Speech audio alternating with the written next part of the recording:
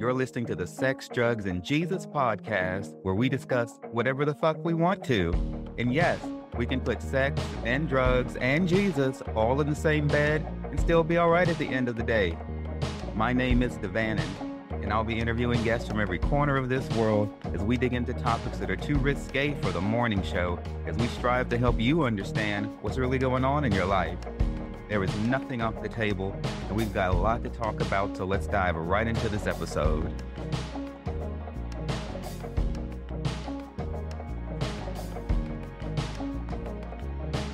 The Master Student is the creator of Prom TV, which is his conscious community media company. He is a content creator and social media influencer with about 100,000 followers across several social media platforms. The Master Student is proficient in and dedicated to the art of learning, understanding, and sharing knowledge, and he specializes in PowerPoints of diverse subjects. He had humble beginnings back in 2009, and since then, he has risen through the ranks of conscious social media as a passionate online personality with compelling content. He teaches history, science, and religion with an unapologetic spirit and fervor for the unadulterated truth, y'all. And today we're going to be talking about lesbians and urine, and I promise you, you will not be disappointed.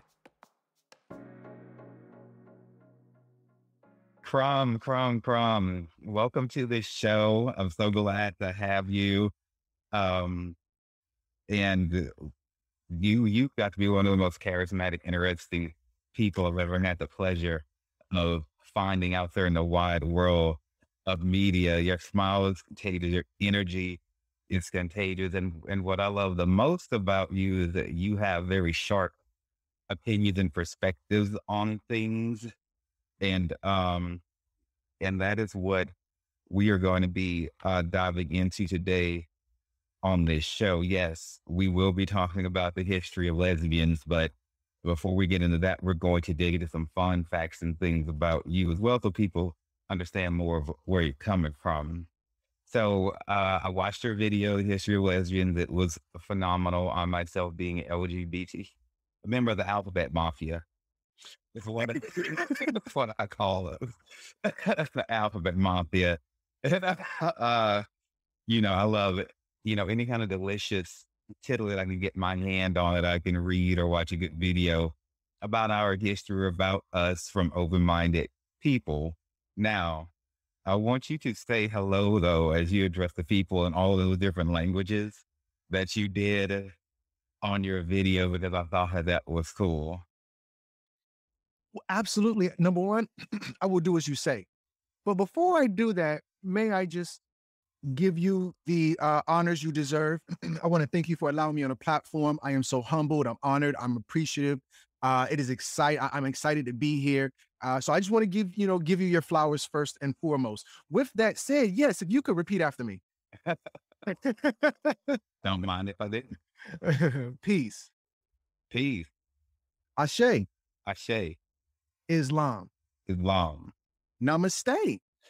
Namaste. Ubuntu. Ubuntu. Oseo. Oseo. Halito. Halito. Bundia. Bundia. Wagwan. Wagwan.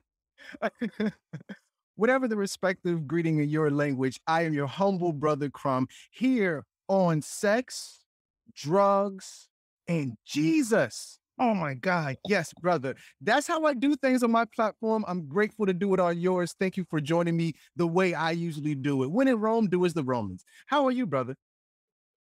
I'm doing fabulous. I can't complain. I wanna very humbly throw in my konnichiwa. I got it. That's right. All right, too. I've got to, because I'm studying Japanese, because I visited Japan a couple of years ago, and I was already in love with Godzilla and anime and everything like that. And I finally solidified that with hanging out with the peoples. So now I'm studying the language itself, so I cannot leave out my Japanese people. I'm just going to throw a little bit of shade at their prime minister for hosting the Olympics, because I don't think he should have done that in the middle of a pandemic while they got the COVID outbreak going on amongst athletes. Okay. But I do understand it to be politically fueled, since he's like up for re-election in a few months. I think it's a hot mess. I love Japan and the people of Japan. I'm really happy with him for doing that. I just wanted to talk about that and talk about him. Just, he was talking about Japan. Other than that, great country. Absolutely. So, um, so you have Crom TV. I want you to tell us about your website, your PowerPoints, and the things you have going on in your YouTube channel, which is quite prolific. Thank you. Thank you so much. Yeah, I could. Well, okay. My biggest platform as of this particular second is, because that's just how quickly it changes, is YouTube. It's Crumb TV. It started out as Crumb Snatcher. I just wanted to expand it to where I start working with other people. It's not egotistical. I was thinking in the mind of CNN. It's not the guy who owns CNN's name, it's CNN. And I wanted Crumb TV to be more so like that, where it's less about me and more about the information. Um, I am on Instagram. I am on Twitter. I've got a viral Twitter thing going on. I'm on Facebook. I have a huge platform, like 60,000 on Facebook, but the reason I don't really promote, thank you. The reason I don't promote those platforms because they'll demonetize me, they'll shadow ban me, they'll restrict me, and I'm just tired of promoting everybody's platform, and they do me so janky.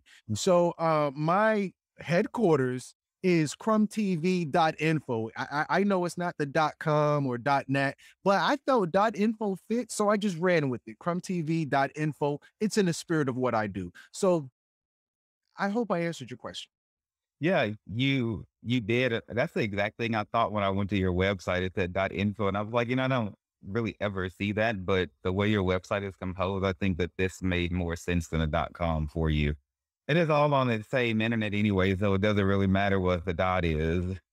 So, but of the choices that I think that you made the best one.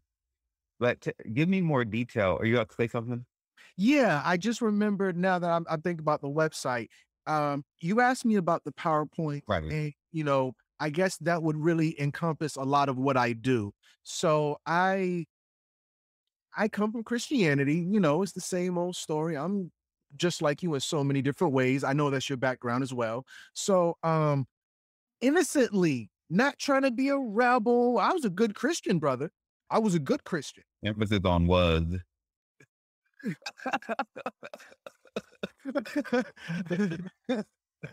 We fall down. But we get out. That's right. Come on, somebody. So, uh, I was asking questions, not from a place where I'm going against anything. So, I was received with pushback. It wasn't a pleasant, experience. And the internet had came out. I'm 38. I'll be 39 this November. I'm close to 40. I'll be 39 in December. Come on. Oh, really? I'm 38 too. Okay, so our age group, you know where I'm from. I know where you from. I'm your reflection. So now, uh, I didn't. We didn't grow up with cell phones. I can remember a time where we had like I thought tapes was old school. Now CDs are old school. Right. iPods are old school.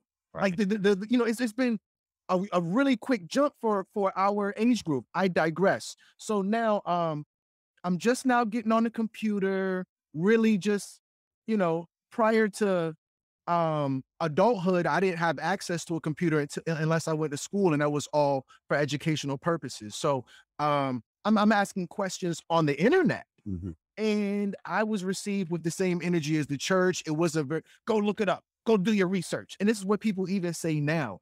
And for me, I don't like that energy. So I decided to be a thought leader. I decided to be an influencer. I'm not going to tell people to look it up. Maybe I'm going to influence people to be lazy or to be a slave to my portion of understanding. But I think I've done for you what I've done for everybody else. I've brought interest to a topic. I've shared my opinion. I want to encourage everybody, even your listeners, of course. Absolutely. Shout out to everybody who's within the listening audience. So, let me broach the topic But by all means, my portion of understanding is not the end all be all. I think it makes for great conversation. It makes for the holistic learning experience.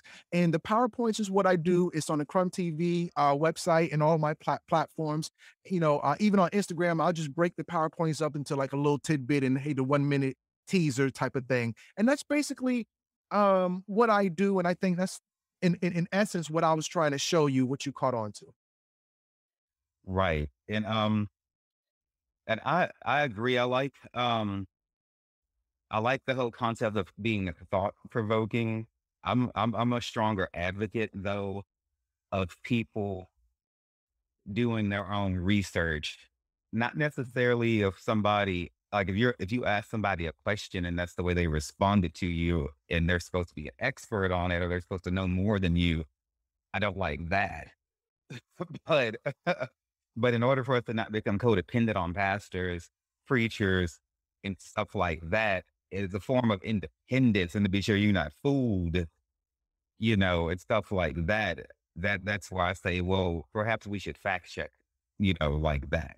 But sometimes people are not gonna be motivated to get up and like go grab a thick ass concordance like I would um in the commentary. So maybe an interesting video like yours that doesn't go head achingly deep into something might be less intimidating for somebody to get them down that path. So I think that it's a good thing that you have and stuff like that. Um, Now I'm more of a hard ass about people becoming, disciplined in their research just because of my history having been the one with my head way too far up of pastors' asses and believing what they said and without Right. Yeah. them. And I ended up getting myself hurt over that, kicked out of the church and everything for being, member of the alphabet mafia. My letters have changed over the years. So I really don't want people to fall into that trap of thinking just because they're up on the stage, they know more. That's Teach. not the truth. Right. But our parents or the people who brought us to church, in my experience, never taught us to question the people up there. They just told us what they said goes, and now we're supposed to change what we think according to what they say, and that's bullshit. That's that Right. Yeah. bullshit. And so, okay, so a couple of fun facts and things about you before we talk about our delicious, lovely lesbies, or as you said on your video, mwah. Um, I want to talk about apparently you drink your own urine.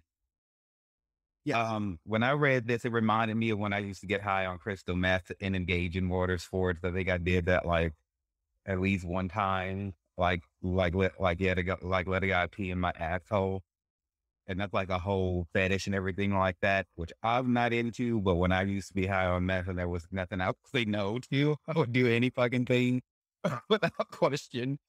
But tell us why. Is it some health things, like a holistic thing? Is it spiritual? Well, absolutely. It's incredible for me when people ask the question. It's in such a way that it's obvious that they know the answer. Not even slighting your question, but I feel like you're connected, and I think that's why it even resonated with you to ask about it. Um, a lot of people they can't even fathom.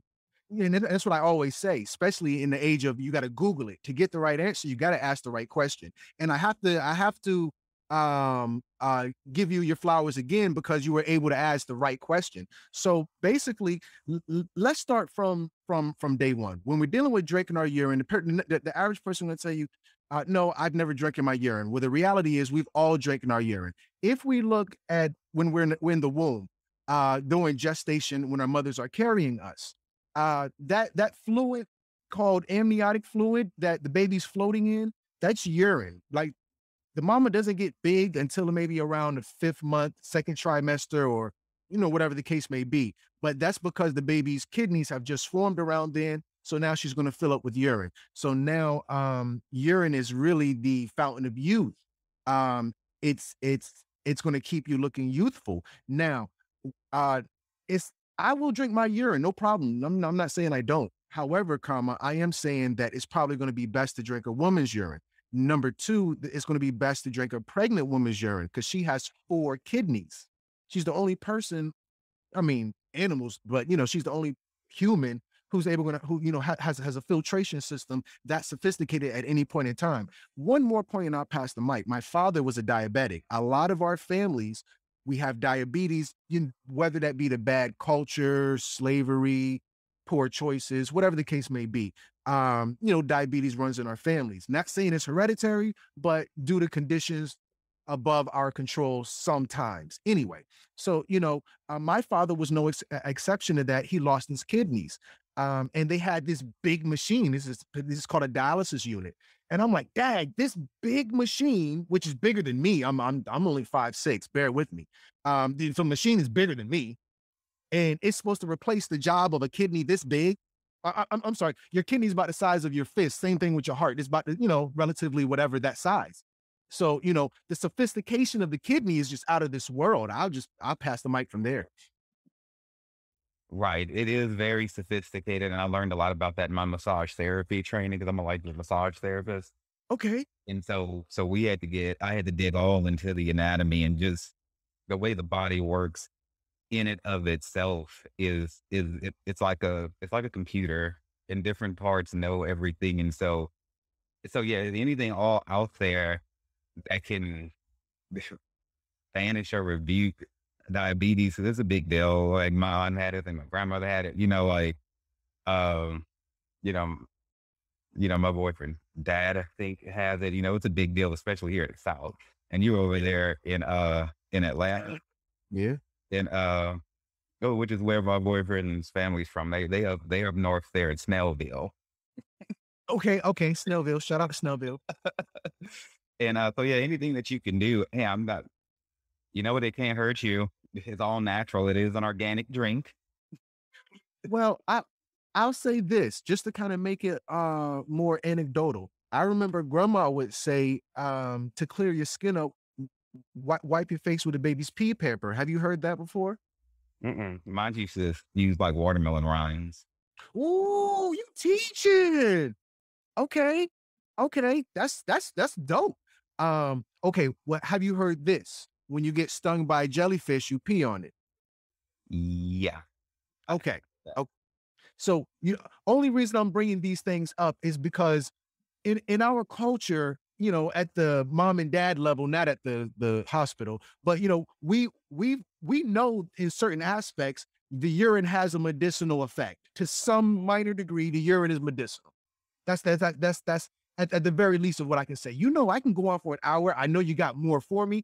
I just want to make an argument pro urine.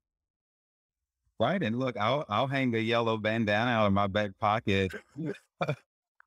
And so people out there, bandanas in the gay world have meaning. Yellow bandanas have to do with water sports. Black one might be BDSM. Don't quote me on that, but it's like a whole Really? color chart of different bandanas, colors, and what they mean in the fetish world. Because I did like fetish research at one point.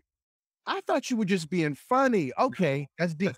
It's true. It's not true.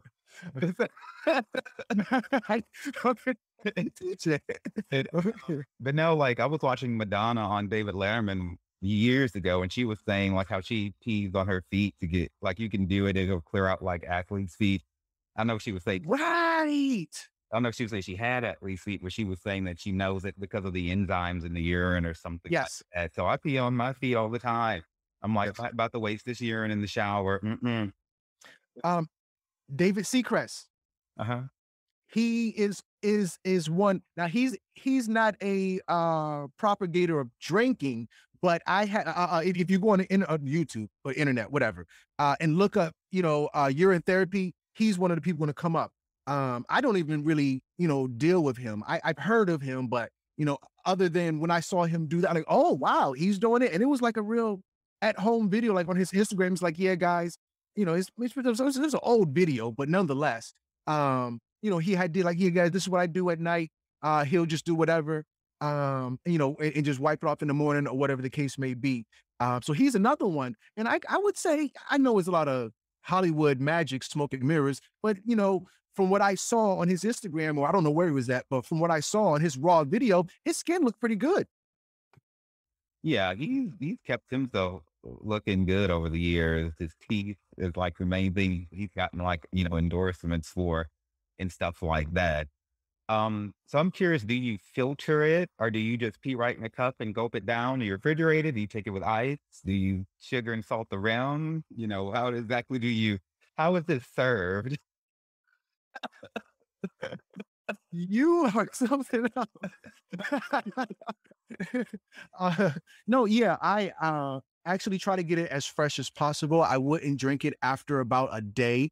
Um, when you're dealing with urine, the active ingredient is urea. Urea is synthesized nitrogen, and on a sciencey level, it's going to go through a cycle. If urine sits for too long, it starts to turn into ammonia. It starts to get a smell to it. So fresh urine is absolutely the best. Now here's another unpopular one. It's not as big as urine, but it's very unpopular.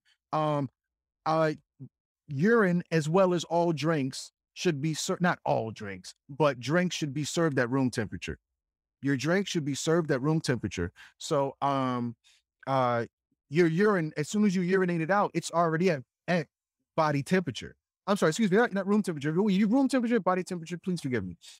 So now, just like with your water, I am a supporter or a propagator of drinking room temperature water as a health benefit. I know we're supposed to be talking about things a little bit more exciting, but hey, guys, you know what? If you want to be a rebel, drink your water room temperature. But no, in addition to that, your urine should be room temperature. It should be fresh within a day. Not only should you drink it, put it up your nose. Don't breathe it in, but put it up your nose, in your ears. Clean your eyes out with it. Conjunctivitis gets rid of all of that. It's a retainer for water, so it's going to make your skin fill up with water. You're gonna, because remember, when we get old, we get wrinkly, so we're going to hold the water in place with that. This is the same thing that Botox is doing. Is holding that stuff in place, that the collagen, because once we get older, those things get wear and tear, but we're just going through dehydration, really. And that's what I'm going to say for real. Honestly, black don't crack. You got good skin, brother. I doubt you're doing the urine thing. You've got good skin. You got good genes, but not everybody has good genes like you and I. Um, you have a youthful appearance. I have a youthful appearance. You're probably going to keep that all your life. Your mom and dad probably look like that. I wouldn't be surprised. However, just for a little added benefit, I'd say urine is good. Not needed, not necessary. Hey, you're not getting stung by jellyfish every day, but hey, it does have medicinal effects. Do you think that, keep in the vein of the water, so you know how like urine can be like darker and it can carry an odor if a person's not properly hydrated, or maybe if their kidneys aren't filtering. And I just want to say if you do have like a problem with odor in your urine, then you can use like or at least it works for me, carbonated water to drink that and it'll banish that odor and take care of whatever it is that's causing it. So is it better for someone to drink their urine when it's clear, when they're better hydrated, as opposed to when it's dark yellow and they're not as hydrated, or does it matter? No, no, I'm so glad you said that. I really appreciate you for saying that. Signs and symbols are for the conscious mind. I don't want the family, when I start talking like that, to think about masonry or witchcraft. It's just even with, or anything, the secret Donald Trump collusion. Think just really simple things. If number one, our urine is not supposed to be dark. I kind of make jokes about these things. I say dark skin to everything, or light skin. I say light skin to everything. Uh, if my water has something in it, is like that. This water is dark skin. I just make those type of jokes. But anyway, no, your urine should not be dark skin. Your urine should be light skin. Your urine should be clear. If you're drinking heavy on the sodas, if your diet is not where it should be, you're gonna get telltale signs. And if your urine doesn't smell right, let that be um a trigger, a flag to just clean yourself out. Once you clean yourself out, you get the body to optimal place where it should be. Then at that point, yeah, you can go and do things. But you know, um, I'll tell you this, just to be mature about this. Um, for even as a man who I say, hey, only drink a woman's urine. If she has had sex within the last hour, I would not say drink her urine, even though the urine is not coming from that place, it's coming from somewhere else. But just to be responsible about it. Don't even for me, if I have had sex within an hour for myself, I'm not drinking my own urine. This is not about anybody else. This is just being responsible. If my urine is dark, if it has an odor, if I know I've been cheating, I came from the club last night, I was drinking hen dog, I might not do it then. But if I'm, because hey, I'm not saying be a vegan Nazi. At one point in time, I was a vegan Nazi. Bear with me. We can get carried away sometimes. So I don't want to encourage anybody to jump off the cliff. My father was a diabetic. That's a part of my life. My mother was a serial dieter. She tried any and every diet that came out in the 90s, my mom did it. One month, I'm like, Mom, she's like, I'm gonna do nothing but eat grapefruit for 30 days. I don't know. I don't know, Mom. I'm a teenager at the time. I'm not smart, but I'm like, I don't know if that's gonna be good. You might that's not I don't know. I don't think it's a good idea. Real protein. Right. You're gonna fall out. Grapefruit. But nonetheless, so even for me growing up, I understand, both sides of it. I don't want to be an extremist. I don't want to, just be blind to my health. And I know there's a balance within it. I'm not saying go off the edge, but drink some water, clean yourself out, fast. Don't be a vegan. Do be a vegan to be, not to be, it is the question. But fast, do a little exercise, clean yourself out. Once you do those things, then at that point, absolutely, partake. And then I wanted to say, so when he was talking about, oh, if a woman's had sex to wait like an hour because the pee comes from a different hole. So for those who have not had anatomy training like I have, or who may not be as well versed with the vagina as you are, from all your dealing with it as a man who seems to primarily identify heterosexual. So there's actually, I had to learn about this from school because I've had sex with very few women. I like it, and that's my story. I'm sticking to it.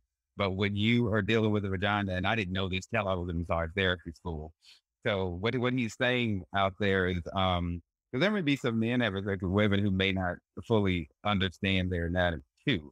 So this bears saying, Come on, So so there's like a tiny little hole, and I think it's somewhere around like under the clitoris where actually the pee comes from. come on, yes, sir. And then the big one is what we know and think about when we say vagina, was where the dick goes, or the dildos, or the tongue, or the fingers, or whatever fuck cucumbers you Right, want to put up there. right. and so, and so, so that's what he was saying, where he was saying the pee comes from a different place because like vaginal secretions and fluids and things like that, the babies and all of that come out of the big vaginal canal, and there's a tiny little hole that's like on top of that. That's like just for pee only. Yes, yes. And if I could come out of closet in a sense, no pun intended, I didn't know that for a very long time. Just being honest about it.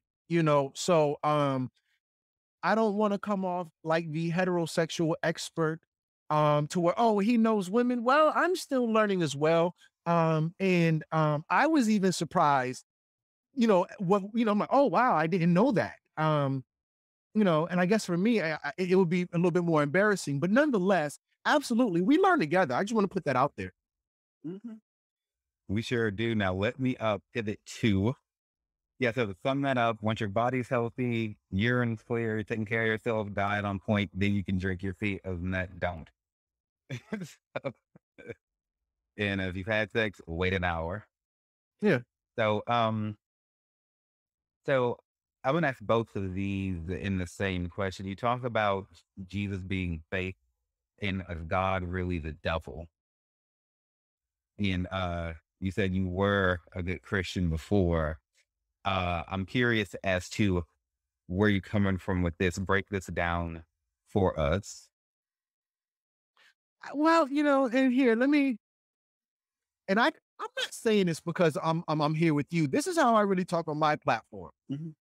When I've got some information that I'm holding in, I come out of the closet every single time. So let me come out of the closet again.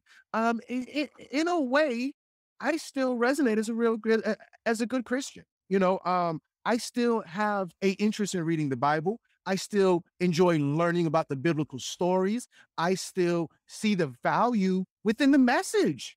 Mhm. Guilty. I'm guilty, So I don't want to be this atheist guy who's, oh no, Jesus, no, no, no. No, thou shalt not steal, asshole. Don't play with me.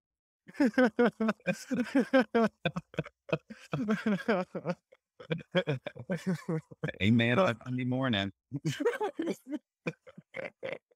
But yeah. um, so yeah, I'm sorry. Ask me that question one more time and I'll answer it head on. Yeah, so some thoughts about, Jesus being taken of God, Oh yeah. really the devil. So now, number one, the story of the Bible is not fake. We have to understand, with all due respect, you and I, we speak English, and for me, I'm just going to assume that we're both not from England. That's not a part of our culture. We have a hard time connecting with it. We were forced to read Romeo and Juliet.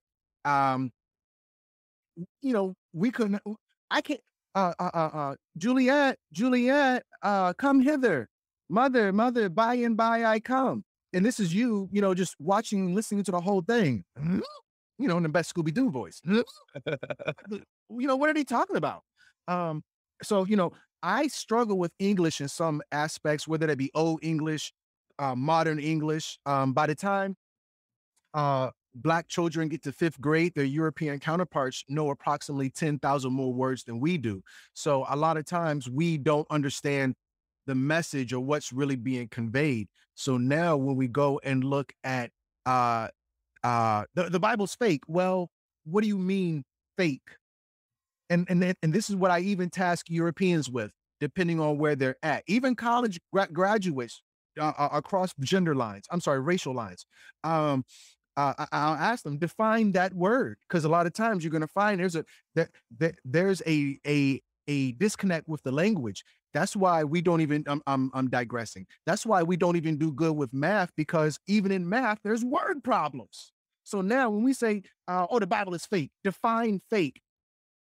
The Bible's not just all out fake. I'm not defending the Bible. I thought no, that's not even God. That's the devil. But I'm not defending the Bible. I'm just saying that the Bible is allegorical. It's metaphorical. It's poetic. We say certain things. There are innuendos. You can say something without saying it. You know how to talk that talk. I know how to talk that talk. For You can. example, for example, like, give us example of like the allegory or like saying something without saying it that that would come to mind right now. Oh, absolutely. And this is what I got exactly from school. I'm going back to when I was in, I think, sixth grade. The teacher said to us, my love is like a red, red rose, Mhm. or my love is a red, red rose. Well, number one, my love is like a red, red rose is a metaphor. Your love, number one, you cannot scientifically define love. Go look it up. Define love. No, I can't. No, there's no scientific definition for love. That's number one. So now we have to express it in a different way. So now in metaphor, well, what is love? Well, my love is like a red, red rose. That's a metaphor. Well, here's a simile. My love is a red, red rose, in which you use something to describe something else that you cannot describe. At some points in time, no matter how sophisticated any of us may be, we are at a loss for words. There's emotions that both of us have felt that you cannot describe. It's indescribable. There are no words to describe that feeling, that emotion, that mindset, that mind state. Because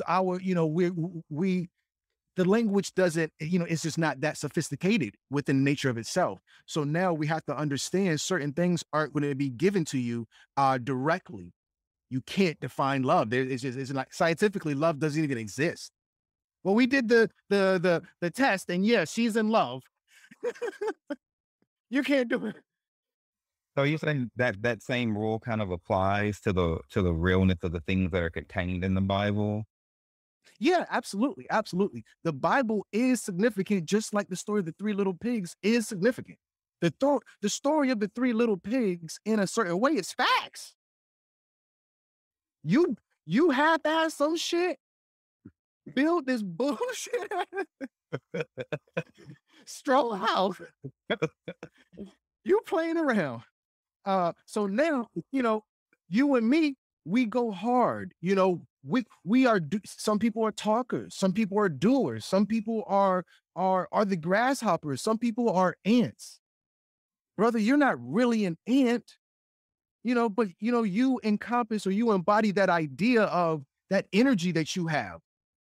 He got that ant, and we do that through our cartoons and even the hieroglyphs where there's a hawk head on this guy, but it's not that he's a hawk, it's just he has vision like a hawk or just some aspect of the animal to represent what you're really saying. So when I go to the Bible, I'm not trying to tell you these stories to say believe in Jesus. No, I don't believe in Jesus, with all due respect.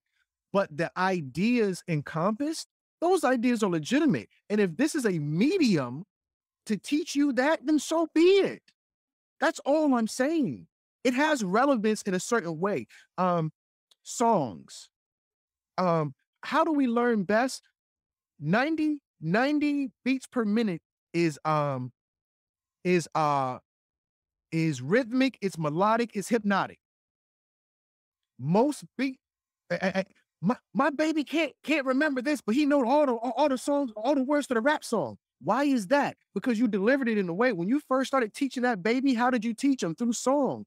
Twinkle, twinkle, little star. A, B, C, D, E, F, G. If it's not broke, don't fix it. But that's something we've gotten away from. So now when we go through learning through a different medium, if it's going to take Jesus to let your ass stop stealing, then hey, whatever it is, the teaching mechanism is here nor there, as long as you get the message. So I'm not saying the Bible is real or these stories really happen to do walk on water. No, he did not walk on water. I do not believe that, you know, literally, but allegorically, poetically, Three Little Pigs, his ass did not build a fucking brick house. And for real. But you know what I mean. That's Yep. my brother. So when I walk up to you, what up, brother? So there's somebody outside. Oh, that's really your brother? No, you know what I mean. That's my brother, man. That's my brother. And so this is a cool thing that uh, that uh, that I wanted to point out, and one of the main reasons I wanted to have you on the show, because I knew that we didn't necessarily agree on everything, and I wanted that intentionally, Uh-oh. because I like to surround myself with people who don't see all point of views the same. It's like when my Democratic people on MSBC have a crazy ass Republican on the show. You have to have. I'm not calling you a crazy ass Republican, but I'm saying I wouldn't dare insult you. That's like the lowest of the low right now. Oh no, come on. But it creates good texture. Right. It represents different perspectives, and that's me going. I'm not saying that I have it all figured out. So so let's get civil. So let's talk to everybody. People who don't believe in Jesus, I do.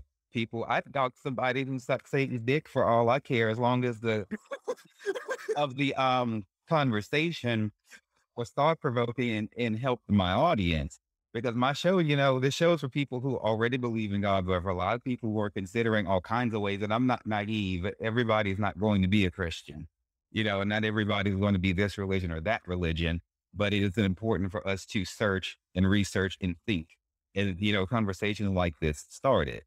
And the way I look at the Bible, so what you're saying is some of it might be real, some of it might not be. All in all, glean the good stories for it and go live your life, and don't be an asshole or a dick to somebody out there. And, from my perspective, through the personal experiences I've had with the Lord, and with the Holy Ghost in particular, God has revealed himself to me through dreams that come true, and different experiences that I have had where he has put his hands on me. And I would not expect somebody to believe in God unless he has proven himself to them in some sort of way that they know that they can latch hold of. And so, and if that's meant to happen for somebody in some sort of way when they're reading through the Bible or exposed to Jesus in some way, then that's what's for them.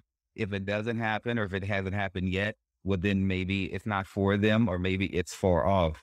But it's not. But I'm not about to just have people around me who only talk about who only believe in Jesus and stuff like that. It's important to have everybody. And I don't look at you as somebody who I need to convert or change. I don't. And I've had people in the past who thought that I wasn't a believer, and I totally was, who only wanted to become close to me to try to get me to go to church and stuff like that. And I thought that was just some fuck shit. And so, no. And so we both agree people should read different texts, all of them. If I had a child, I would put all the Bibles in front of them, the Quran, the Torah, all of it. And then we would have a conversation, and he's gonna have to pick what appeals to him. Now, I could recommend the Lord, but God gonna have to go it like he did through people in the Bible. And when God got ready, he reached out to people and said, okay, I'm real, and here's why you should personally believe in me. And so if that day comes, people, great. If it doesn't, great, but just don't steal from me in the meantime. That's right. Well, and Ashe, I agree 1,000,000%, and I appreciate your perspective. I'm not sure if you interpret us as disagreeing, but I, at this point, 1,000,000% agree. And, I try my best to find where, the bonds that hold us together are stronger than the forces Right. that divide us. We can easily find something to disagree on. I don't mind. But anyway, what I was going to say is, what does it do? What makes a cult a cult? A cult is a cult when you're not allowed to talk to anybody with conflicting views. You, everybody except for you and people who think like you and believe what you believe are going to hell, and they're all bad people. It's really that black and white. We are only going to put ourselves in this small little bubble of reality, and any other ideas are the devil. So when you say, hey, I have my thoughts, opinions, beliefs, perspectives, portion of understanding, wisdom through experience, so on and so forth, and sharing that with the child, that's your or a person, that's your responsibility. Absolutely. And I agree 1,000,000% with that. And that is when it doesn't become a cult. But I was raised in a cult. Good.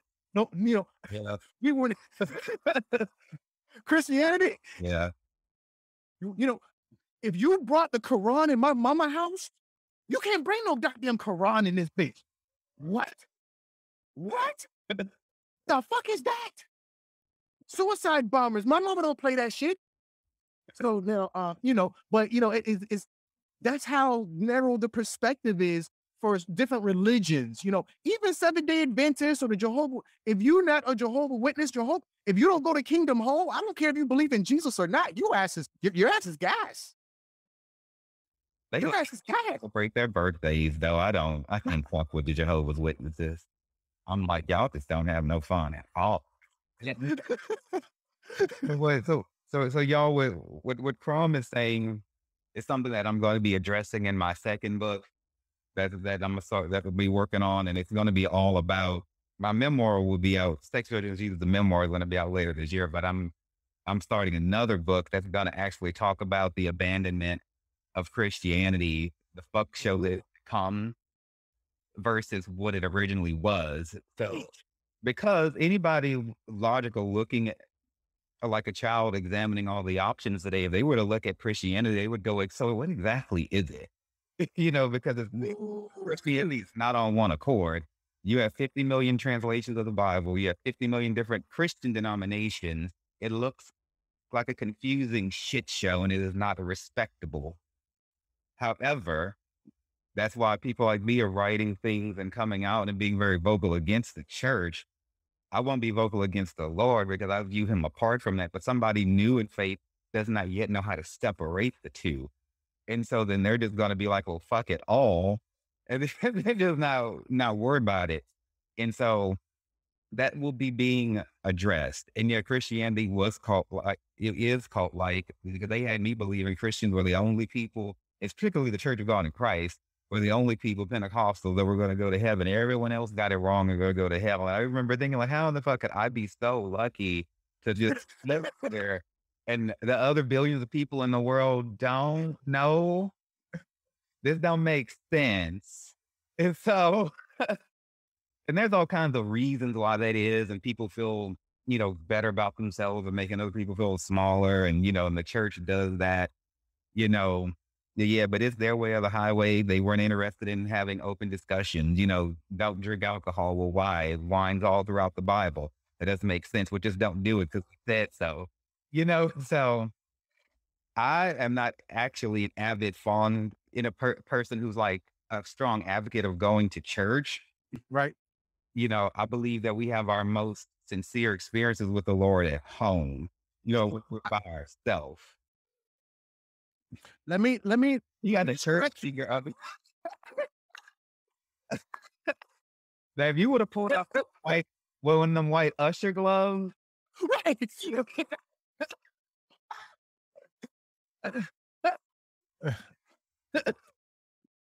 With all due respect, this is church.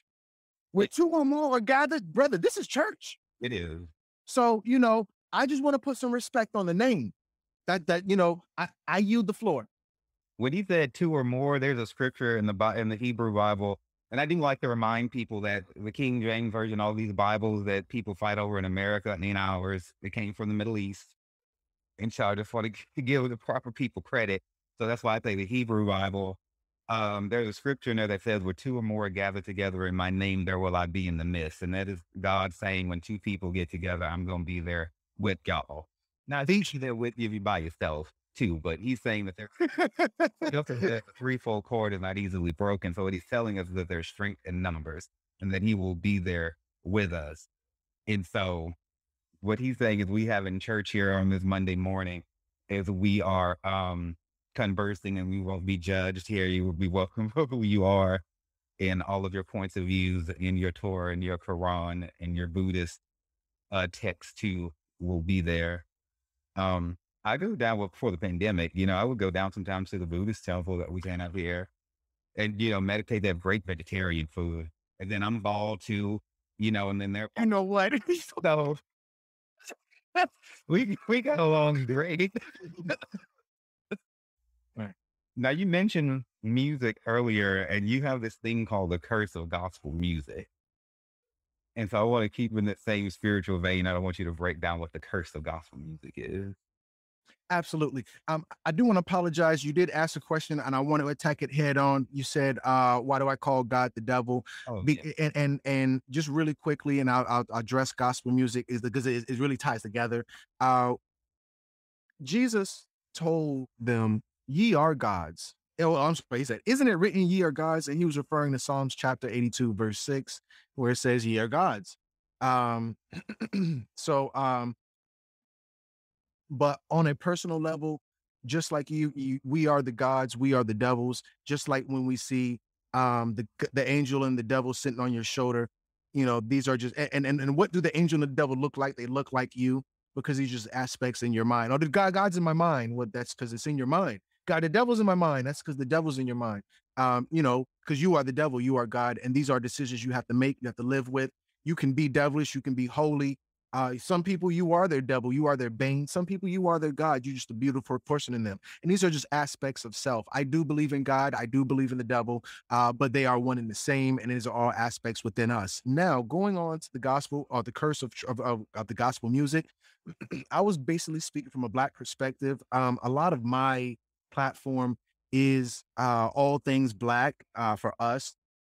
And gospel music came the only genre of music to ever be associated with a people is old Negro spirituals. There's never been another genre of music to be associated like Asian music. There no that's being racist. It's not called Asian music. Oh, that's Mexican music. No, Latino music. No, there might be merengue, but anyway. So now Negro spirituals was the only genre of music named after a people. From Negro spirituals, we're going to get gospel music. Gospel is a girl. She's a beautiful woman. Now she has a twin sister. Now, gospel's a good girl. She goes to church every Sunday. She reads her Bible, go to church every, Wednesday, whatever the case may be. Like she has a story that you made or this is just an example, me being poetic, a simile, an example. So now she has a sister. Gospel has a sister. Her name is Jazz. Mm. Some people call her blues. Some people call her R&B, rhythm and blues, whatever. But just like you meet with gospel every Sunday morning, this is after slavery, every Sunday morning and actually during slavery as well. So you meet with Negro spirituals every Sunday morning, and it continues on with gospel. Her daughter every Sunday morning. Her other daughter, her twin daughter, the dark one. You meet with her every Saturday night at what we call the juke joint. This is the history of gospel. A lot of those gospel singers, they didn't make a lot of money, but they could sing their ass off. So now those gospel singers turn around and go to the juke joint Saturday night to make a couple coins. You know, this is all just to feed the family. Nobody's getting rich because a juke joint is a hole in the wall. It's a speak easy. It's, something, it's not on the map. You got to know somebody to find out how to get there, knock on the door a certain type of way in case the cops come, everybody run, that type of situation. So now, with that said, the Jews, because we're dealing with religion. The Jews come in and they go to these juke joints and they start hiring these artists onto their labels. The most famous movie about this happening is Cadillac Records. With Beyonce was in there. That one Jewish boy was in there. I really like him too. That one Jewish boy. He's a good actor. Anyway, so now a lot of these juke joints came from down south because slavery was down south. The plantation was down south. So now, once you see the first big crossover, the first big crossover is Sam Cooke. Sam Cooke was a big gospel artist. And this is basically, why is there a curse? Because everybody who went from gospel to secular following behind the Jew died tragically. Sam Cooke died tragically. After Sam Cooke died tragically, Bobby Womack took Sam Cooke's wife to his funeral, married her 3 months later, had sex with Sam Cooke's daughter at the age of 15, just 6 months after that. So now, this is not just the case. You say, "Oh well, Sam Cooke, oh my Bobby Womack is such an asshole." But this is this and that, yada yada yada. But this is the thing: there might be a such thing as karma because it is said that what comes around goes around. Sam Cooke done got Aretha Franklin pregnant at 12. A lot of people will tell you Aretha Franklin child that she had at 12 years old. That's Sam Cooke baby. Other people like Ray Charles will tell you that that 12-year-old daughter, that girl who got pregnant, Ray Charles said her daddy got her pregnant, and her daddy was a preacher of a church. Every one of these people who crossed over from secular music, I'm sorry, from gospel over to secular, there's been a curse. Go look at Whitney Houston. Remember the preacher's wife? Girl, you better stop playing with me. There's a curse on gospel music. I believe in you and me. I believe that we will be in love eternally. Now I'm gonna have to go listen to the whole soundtrack. Hold on. Only one that could ever reach me. Was the son of a preacher man. Y'all better stop playing. You better stop playing with the Lord. And you think maybe that song was about her experience? Possible. Well, Sam, she was a peakhead. You know what a peakhead is, right? Peak head? I know what a cluck head is, a chicken head. A preacher's kid. Those are the worst Oh, ones. TK. Okay, yeah. The worst ones. She was a preacher's kid. Sam Cooke was a preacher's kid. These preachers' children, they be off the chain, brother. We got to talk about it. We got to talk about it. They do. And okay, thank you for explaining that. Before we move on into the lesbians, um, I want to clarify. So like when you were talking about like God and the devil earlier, what I was hearing is how like a lot of people, you were saying you don't necessarily, you believe God and the devil are one, and then we have both of those inside of us. So what that brought to mind for me is like how a lot of New Age thinking believes we contain the identity within us. A lot of people will say that. What you're saying is, don't forget you have like a dark side too. And so we both have both light and dark. It sounds like you're saying some people call it God, some people call it the devil, but really we all have it both inside of us. Remember the plot twist from Star Wars? Which one? Luke, I am your father.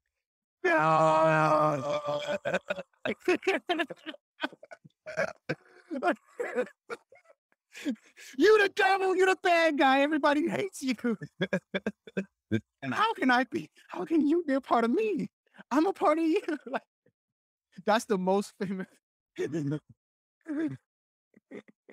it's pretty twisty. It is pretty twisty. Let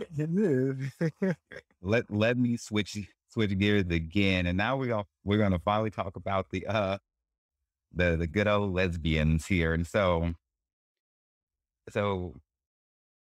give us like your rundown here, and basically this is talking about a different perspective on exactly where lesbians come from, some different myths surrounding that, and but please start with a breakdown of what etymology is. Thank you, thank you, thank you, and thank you. You're welcome. You're welcome. You're welcome. You're welcome. To get the right answer, you have to ask the right question. A lot of times I try to create context. I try to set the family up so that it doesn't get taken the wrong way. I appreciate you, brother. I respect you. It's an honor to work with you. I don't have a issue with uh, the way you choose to live your life. I love your energy. I hope that we can work together again in the future and that I've impressed you a little bit today. Honestly, that's what I seek to do. So now that I've put, I've been vulnerable. I've made myself vulnerable and exposed you to how I truly feel. The naked truth. No pun intended. Oh my God, Crumb is naked in front of another man. Yeah, technically. So bear with me. Been done, at least from my perspective, my end. Right. Nothing new to you. All right. I'm preaching to the choir. No pun intended. So now, with that said, I uh I I am big on etymology. Etymology is the origin of words. Um this isn't a slight to anybody. It's just fun learning the origins. So I had a chance to because with so many words, I don't know where to start. So certain words are popular. People will tell you don't say good morning because morning is something you do at a funeral, or it's not really good to say someone is nice because nice technically means stupid. Um, Actually, I have to admit, brother, you're pretty sharp. You have good grammar. When I called you, because before we got on the Zoom, we called each other. I said, brother, how are you? You said, I'm well. I know to the average person that doesn't mean anything, but that's good grammar, brother. With actually, that's the King's English. You speak the King's English. You're not a commoner. You speak like royalty. And I like that. I'm a nerd. Bear with me. Those type of things like, oh, wow, okay. I'm talking to royalty because he carries himself. He talks like that. I digress. So now, when we're dealing with etymology, I don't even know where to start. So somebody had, given me a word to look up and it was lesbian. And when I looked the word up, it sent me down a rabbit hole and it just blew my mind. And it was so fun learning about it that I just wanted to share with the family. So I did a video and I disguised it as about lesbians, but smart people will recognize the video was about etymology, it was about history. It just had a lesbian twist on it.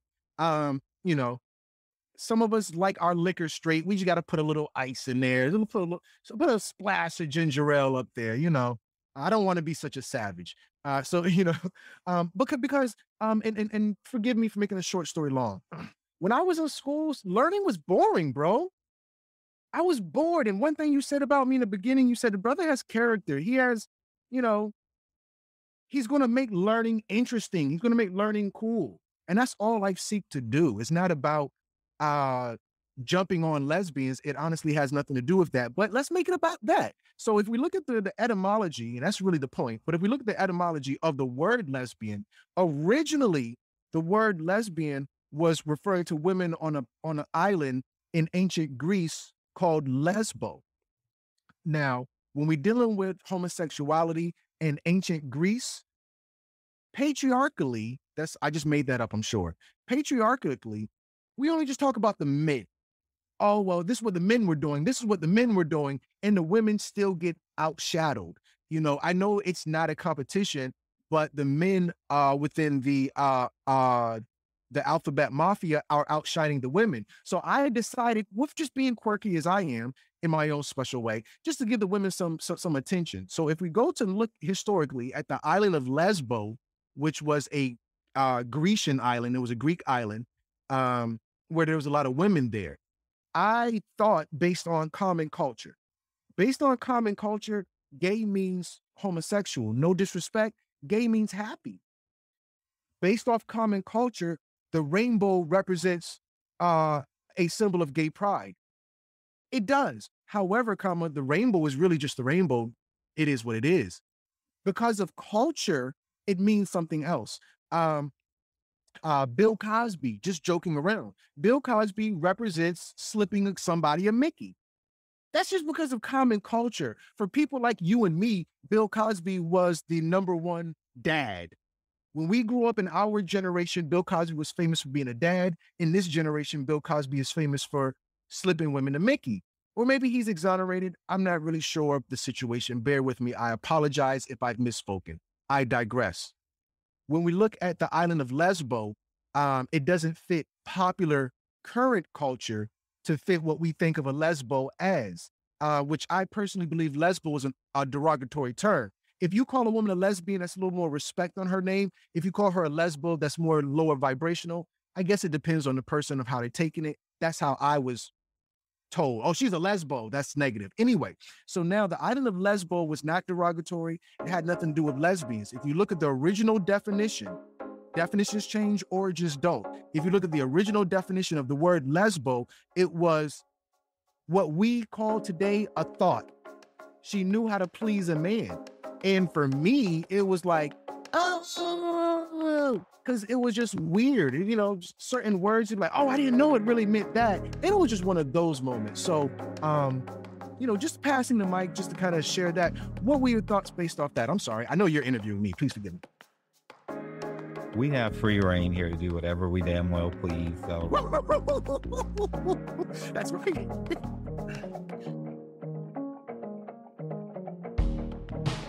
That's all we have for the free version of the Sex, Drugs, and Jesus podcast, my beautiful people. But hey, if you're vibing on what you're hearing and want to take it to that next level, then perhaps a subscription may be in order. Access the full-length episodes only cost $2.99 a month, or you can do $25 for a year. Or if you're down on your cash, you can literally donate any amount for 30 days of full access. All of this information can be found at sexdrugsandjesus.com, where you'll also find my blog and lots of resources as well. Your subscription strengthens our ability to reach the world and help hurting people, and by subscribing, you would become a part of that effort. Thank you so much for listening, and just remember that everything is gonna be all right.